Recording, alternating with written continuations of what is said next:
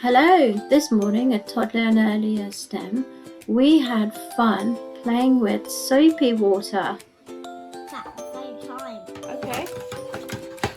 That sounds very good. Splish, splish, splish. Stop.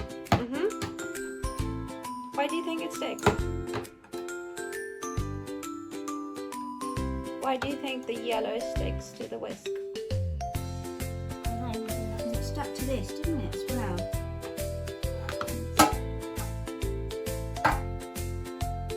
What do you think that might be? Could it be magnets? Yeah. We then whisked the soapy water and turned it into foam.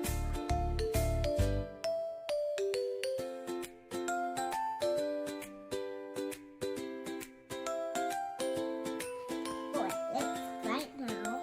It does, doesn't it? Thank you for watching Toddler and Earlier STEM. Please stay tuned for next week's session. Goodbye!